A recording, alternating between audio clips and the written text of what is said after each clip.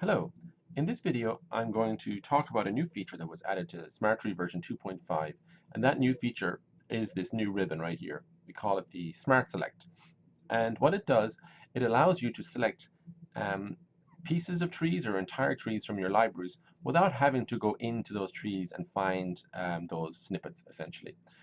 So I'll show you how that works and in this video and the advantages that it offers. And so what I'll do is I'll just pull in a basic tree. So here's some basic trees here under my tutorial folder, all of which is available. This is all available online on the GitLab site. But so in here, here's a basic tree and just showing you some basic elements. So what I'd like to do now is add some snippets of some other trees that I have.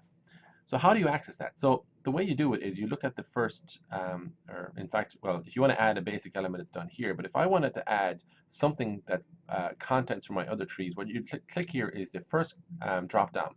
The first drop down is your smart tags. So the smart tags, as you know, are essentially hashtags of your data in other trees. So for example, if I pick on material, it will then in the second drop down pull in all of the materials or trees that you have defined with smart tags as materials. Maybe you want to look at specific materials themselves, like steel, for example, or if you want to look at fabrics, here's some fabrics. What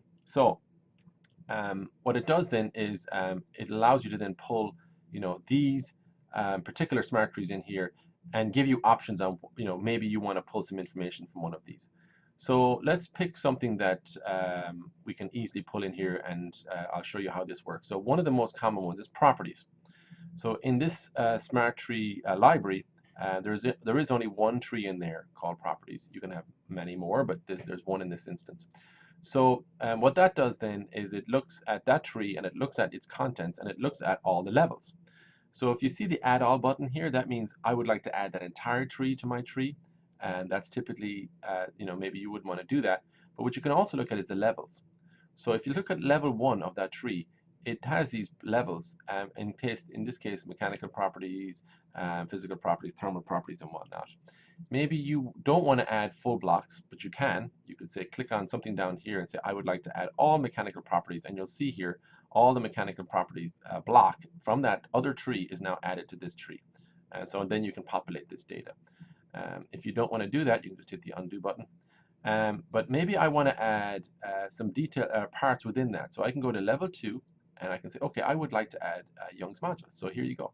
And it adds the Young's modulus drop-down property. The value is 0 because it's really a properties template and it's units. So if you wanted to add more, you can continue to add more. Maybe you want to add Young's modulus in the 3 direction. Maybe you want to add shear modulus.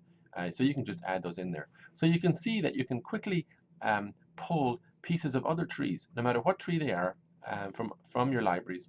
And the only thing you really need is to have some type of smart tag for those other trees, which is something I would encourage you to do when you catalog your smart trees, is to give them some smart tag that identifies what it does, what it is, essentially. So that's an example of how this works. So let's just undo some of this, and you can undo back to where we started. So maybe I want to, instead of adding properties, maybe I just want to add units. Units is a very common one. I have one units tree in here. Once again, it'll interrogate that tree. And these are the blocks of those units, and these are the individual units. So maybe I just want to add in here a unit of time. So you can add unit of time, and here you can see here's the unit of time, and now you have access to that data. Maybe I want to add unit of stress, unit of stress, and you can use your little jog option here to indent and out that.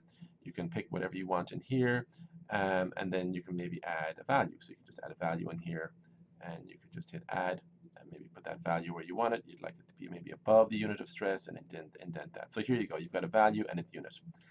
So that's a nice way for you to really pull any content from any of your smart trees, no matter what they are. You can pull in any part of this. You can add the entire tree, and it'll add the entire block. So if you wanted to add aluminum, the entire tree into this tree you're working on, you can do that. If you wanted to add, another material in here, you could do that. You can even embed tutorials in here. Maybe you wanted to teach people how to do stuff in this smart tree. You can actually add into tutorials. Here's a tutorial on some test data. So you can add that in here, and it'll be put down at the bottom. You can see down here. So that's how the Smart Select works. And I hope it's a useful addition that people will take advantage of when they build trees from snippets. Thank you.